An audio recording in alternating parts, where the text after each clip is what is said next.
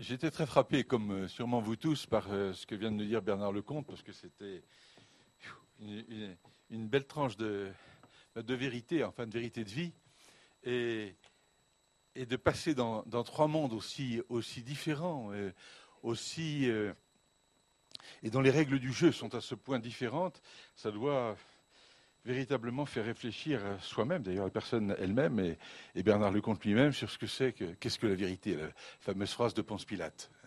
Qu'est-ce que la vérité?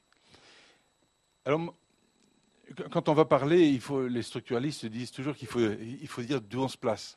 Et comme on le disait à l'instant, je suis une espèce de SNI, d'objet sociétal non identifié, parce que j'ai été, pour la plus grande partie de ma vie, chef d'entreprise, groupe Le Sieur, ou bien des boîtes un peu plus petites de 200, 300 personnes à peu près.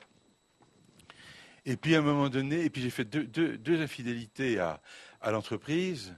Une première fois en étant prof à Paris 8, donc à temps complet, j'étais prof associé pendant 3 ans.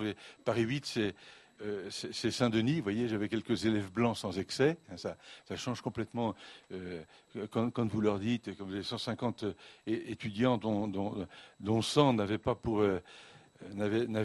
ancêtre les Gaulois, d'un seul coup, quand vous dites il lui a fait le coup de Ravaillac, personne ne voit. Ou bien c'était un petit Henri III, personne ne voit.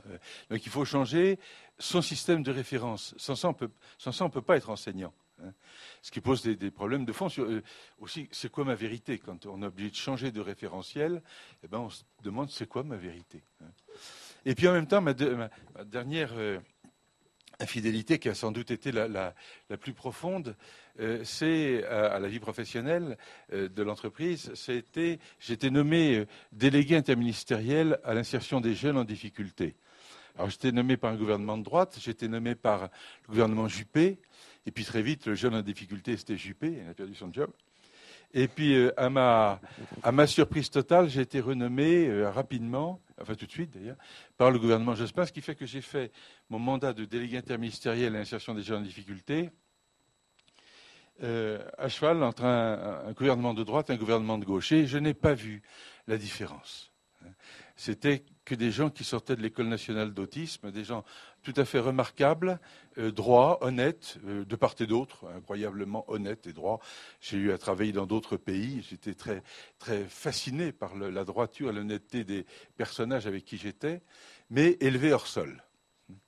Et là, et surtout face à la problématique des jeunes en très grande difficulté, qui ne pouvaient pas comprendre par nature, parce que c'était des mondes qui n'avaient aucun rapport. Alors, mon propos, je vais l'organiser surtout autour de l'entreprise. Je parlais plutôt de ce monde-là, tout en ayant bien en tête que, de même que tout à l'heure, Bernard Lecomte nous présentait trois mondes entre l'URSS, le Vatican et la Bourgogne, j'ai conscience d'avoir vécu dans trois mondes, et trois mondes qui se parlent peu et se comprennent mal. Quand j'étais dans l'entreprise, le monde de la fonction publique, les fonctionnaires ils foutent rien. Bon, mais dans la fonction publique, c'était terrifiant parce que l'entreprise était totalement inconnue, manifestement comme méconnue. J'ai été enseignant universitaire. Là, alors, dans le monde universitaire, l'entreprise aliène le petit peuple, et c'est terrifiant. Mais dans le monde de l'entreprise, les universitaires ne sont que des barbus gauchistes. Enfin, voilà. Je vis un quart de ma vie depuis 25 ans au Québec. Quand on rentre en France, on est ahuri de cette espèce de repliement identitaire de ces trois mondes. C'est hallucinant. On croit que c'est normal, mais il n'y a que chez nous. C'est vraiment terrifiant. Alors, je vais surtout évoquer le fait que, et qui me frappe, qu'en France, et ce n'est pas du tout au Québec, donc en France, il y a vraiment une montée incroyable de la défiance des gouvernés vis-à-vis des gouvernants. Et là, je vais le dire, dans le monde de l'entreprise. Gouvernant de l'entreprise, gouverner de l'entreprise. Alors, si j'ai appelé le bouquin, mon intervention « Gouverner, c'est mentir », c'est parce que c'est une phrase qui a échappé à Attali le 23 janvier 08 de cette année, quand il était interviewé par El Kabbach, 2 fois nommé.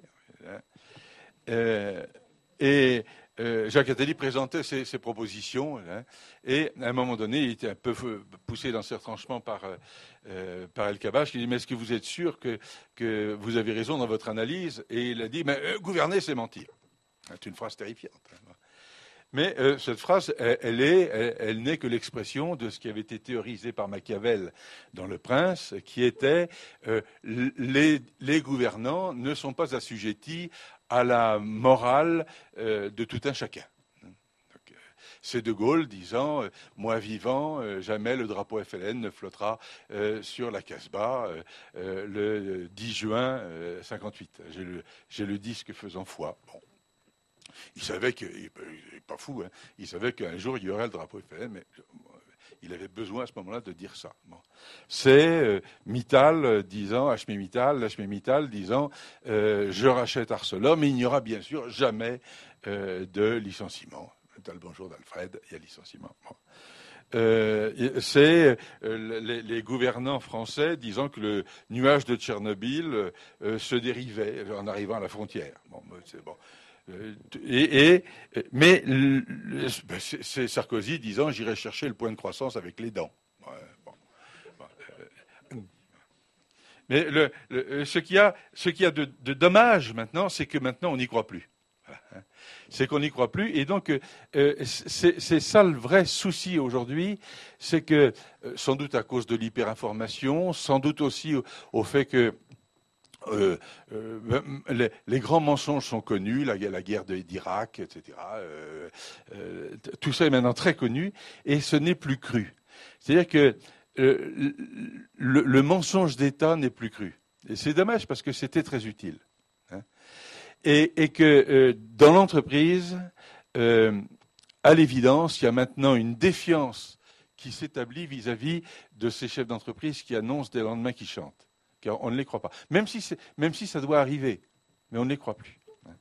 Alors je vous cite quelques livres qui viennent de paraître à la volée en moins de 1 an et demi. Vous avez évoqué le bouquin de Copé. Bon, le bouquin Parler la langue de bois, superbe, il faut vraiment le lire. Mais La Société de défiance de Cahuc, très intéressant. Hein, petit bouquin, hein, Société de défiance de Cahuc.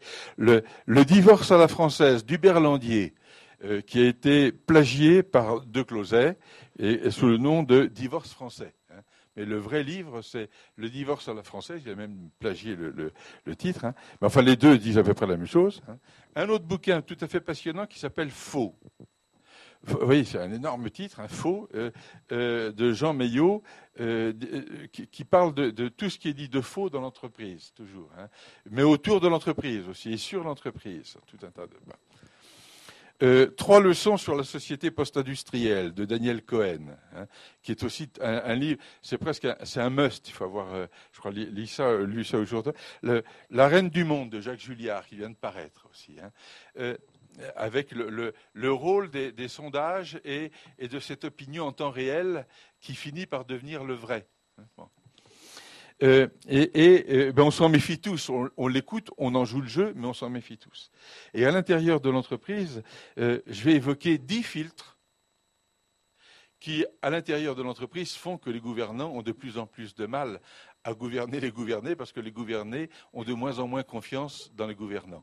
Ce qui pose des problèmes de fond, parce que à un moment donné, il faut quand même qu'on ait fabriqué des verres, des lunettes, des peignes, du service d'hôtellerie.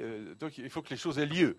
C'est la grande différence qu'il y a, je dirais, entre l'Église qui a la durée, hein, puis qui de toute façon, elle a commencé avec un gars, 12 personnes autour, dont un traître, et ça dure encore. Hein, donc on sait que c'est quelque chose qui peut durer. Bon.